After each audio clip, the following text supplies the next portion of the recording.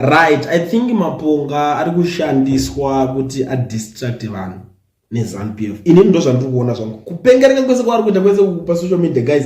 Unoziva kuti why ndiri kudaro inini ndiri kusangana nenyaya idzi mafambiro andiri kudziita panapa ndekuti pari kunzi muchinda uyu koyo kwaari kufamba ari kuenda ari kunzi haazore mafuta nekuti ari kubva ati akazora mafuta zvinhu zvakabva nezvakawanda varungu saka hazvidi. Saka amenokusaziziva kuti bhutsu yake yacho yakagadzirwa kopi design yacho I don't know, but kwaakaenda kwacho kwanga adzika paairport ari kunzi akasvika achikisa ivhu kisa ground kuti asvika. I don't know kuti why asina kuenda zvake nebhiza kuti asvika achinzi ari kukisa, because unoziva munhu anoronzi ari kuita pan-africanist checheka anofanira kuti kana kamera yaatoshandisa anofanira kuti vaifanira kutotora kana pencil vomudrowa kuti ari paairport noti kuti otorwa nepicture.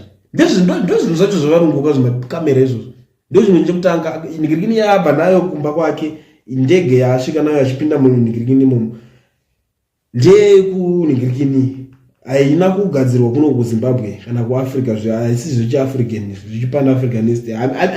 Ndo pan-africanist acho amuri kuona, but ndiri kuzoona nyaya iri kubudiswa nango muchinda wepaZambia pari kuti maponga kissing the ground after landing in Lesotho using a plane made in West instead of having turned up and arriving on a donkey like a true pan-africanist who doesn't use Western technology. But ndiri kuzoona pane muchinda weZANU-PF umwe abapindura panapa anonzi taurai kundishaya ari kuti good, at least focus on maponga as we continue preparing for SADC summit to be held in Zimbabwe. Guys,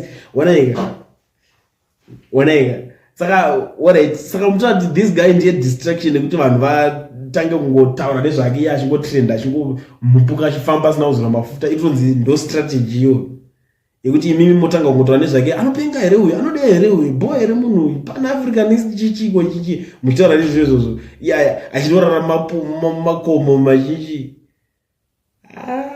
Asi kana dziri zo strategy dzacho kumanaka kana dziri zo strategy dzacho muchiri kumashure akutaurira chokwadi kana dziri zo strategy dzacho ameno. But anyway, muri Zimbabwe ameno kuti munodzionawo sei type yenyaya dzakadai so kana type yemastrategy acho ari kunzi ari kushandiswa, because ndo zviri kutaurwa panapa. Inini ndendangomhanya ndikatongoona V11 ndakutounza proof ndo kutaurwa this guy ari kuti imimi chifocus aina maponga tichiprepare for SADC summit kuti iitwe muZimbabwe.